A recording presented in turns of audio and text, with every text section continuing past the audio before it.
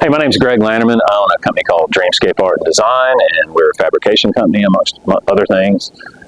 We have always in the past sent out our powder coating to a separate powder coating company that's about an hour and a half away, and so we wanted to start doing things in-house. And so we decided to buy the Light Armor oven to help us out with our needs. We didn't really have a lot of experience with powder coating. We have a lot of experience with paint and finishing, but not powder coating. Read a lot of good reviews about this oven. Thus far, it has been good. We've had it for about a month. We'll tell you, we got a couple of upgrades. We did get the circulation fan, so there's not any hot spots. And then we also got the light and the window. We just figured over the long haul that would be something we would use. We also made a couple of additions. It comes with these racks so you can hang everything up, but we sometimes have smalls, and so we made a couple of racks to go in here. That was pretty easy. It's actually heavier than what you think it is, and so we built a homemade dolly here. It's pretty stout, got some nice casters on it, but it's actually very easy to move around. They are locking casters, but you're probably going to want to do that as, again, it's heavy. If you want to move it and get it out of the way, it's going to be kind of a deal.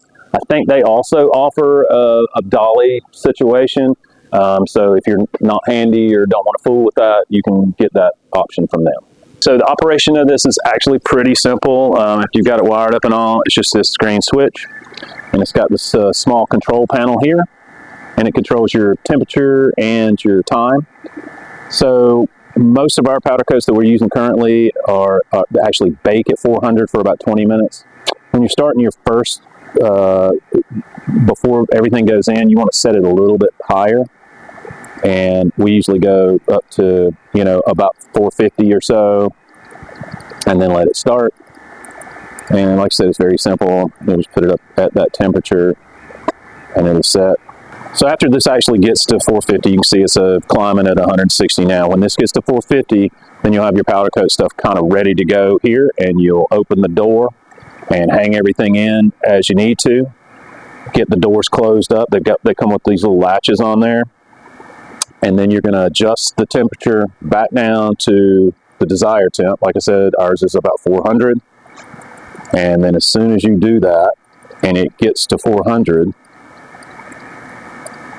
it will start the timer. And that timer will go off after whatever your set time is, and it'll beep until you turn it off. So to set the time, you just hit the set button until it says sort of time, T1.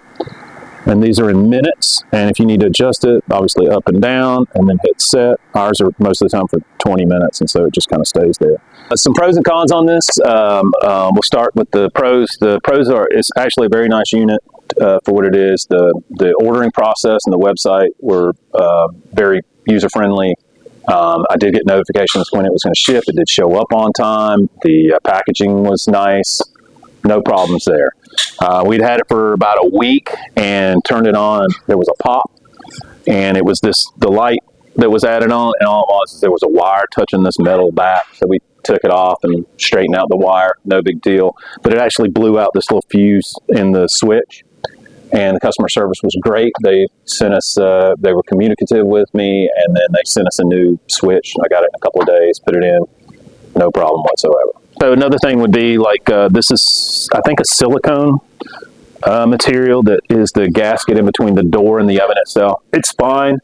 It could probably be improved a little bit. We're thinking about maybe actually running some oven, like fiberglass seals on here, because it will leak oven. That is another thing, is it actually does get hot, even though it's insulated, but it does get hot. But overall, I would definitely recommend it. I think it's a good unit, and it's done well for our purposes.